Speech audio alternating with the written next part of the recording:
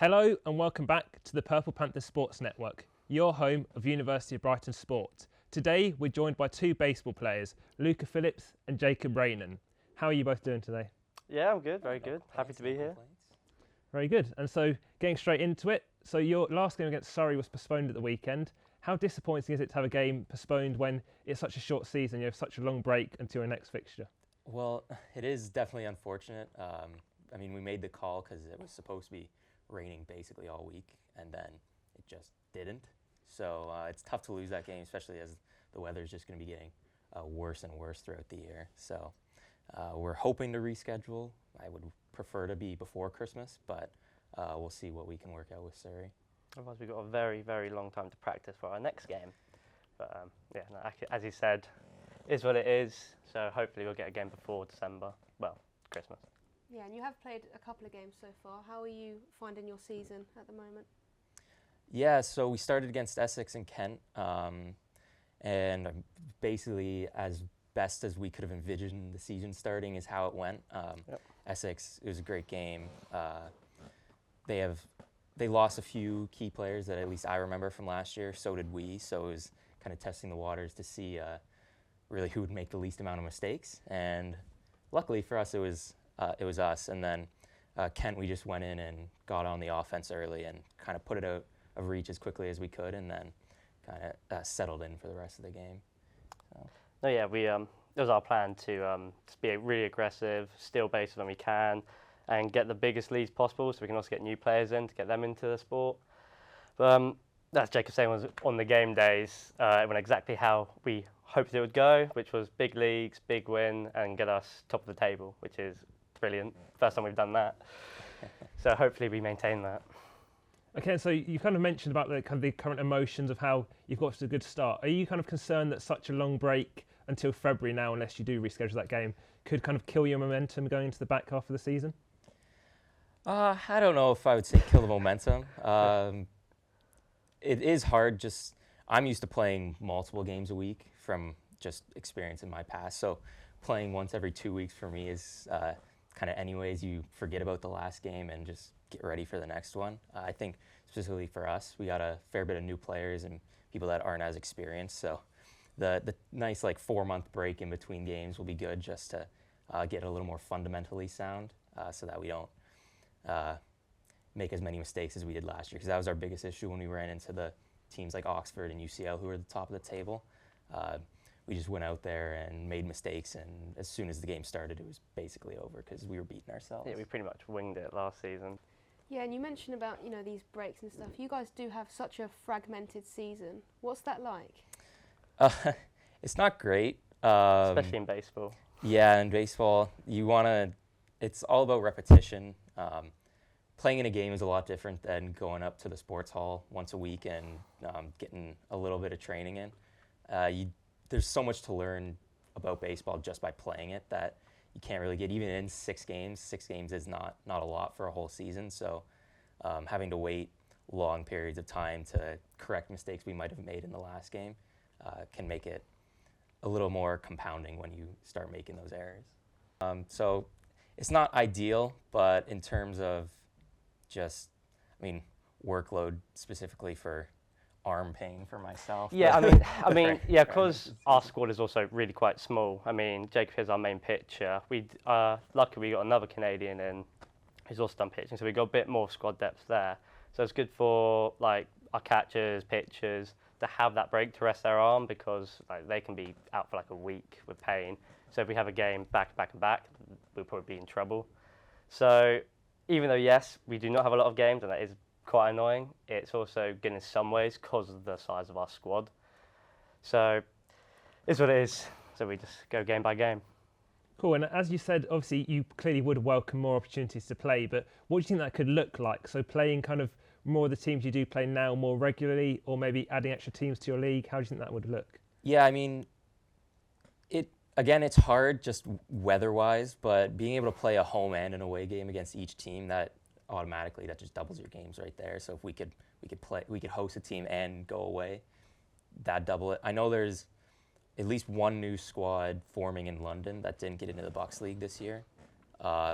And I think they at least got like an exhibition game against UCL, so that means they've got numbers at least. So hopefully in the coming years there will be a few more teams added to the league.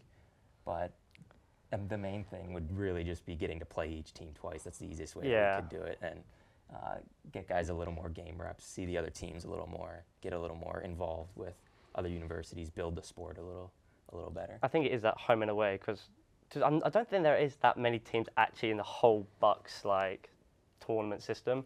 I mean, we've only got like 6 teams in our league, and it's the same throughout the others. So it would be pretty much make more games playing home and away. Other than that, yeah, I guess hoping some other unis get a baseball team. We know Sussex don't have a baseball team, which would be good if they did because Right across the field. they're right across the field from us, and then we could also have a varsity with them. But no, so yeah, it'd be either home and away games, which would be good, or if new teams come up.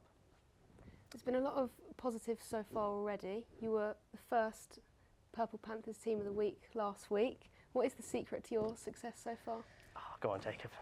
What's Secret the to special success. ingredient? I don't know. I mean, it's surprising the level for having a lot of new players. It's definitely a higher level than I was expecting for them. I'm doing most of the coaching myself this year with help from the rest of the committee, He's which pretty is much nice. doing all the coaching. We just kind of step in here and there. But it is a lot higher of a quality for the new players, which is nice. So just getting just a baseline, you don't have all returning players carrying the load, and then you can get a couple guys at the bottom of the order, have good at-bats, wear the other team down a little bit, don't make as many mistakes. It's really as simple as that, especially in the Bucks League. It's who makes the least amount of mistakes, and you go from there. Scores can get out of hand really quickly. Yeah. We've seen that last Yeah, year. we saw that last We got That was a tough game to be a part of. a couple of rough games where we were the team that obviously ran ourselves into the most mistakes. But this year we played fairly solidly for having people who have never really played before. So that's good. It's also quite impressive. Well, before our first game, we had one training session, so we went straight into it. So to win that as well was impressive. I mean, luckily we had quite a few returning players, but also new players who literally took up to the sport really quickly, got us up and running, and then we just carried that momentum into the second game. But I mean, Jacob taking over coaching and being president of the team he's doing a great job. I mean, getting all the new players up and batting, catching, getting all the returning players back into it. So I think if everyone's enjoying it. We all kind of know what we're doing now. We're getting closer to the team. So the more practice we do, more games we play, hopefully the better we get. But also, props to this guy, taking it all on. Thanks. And so you mentioned, I think Oxford is your next scheduled game. So Is that right? and we have touched on earlier about being able to pick it up, but are you confident that you can pick up and carry on? I know because it's obviously so long away and you'll have more training time in between. But Yeah, I think so. I mean, Yeah. confidence is a huge thing in baseball. The mental game is a major aspect. If you're down on yourself, that's one foot in the grave already, really, especially going up a team that's going to be as good as Oxford. So I think the early success hopefully will translate.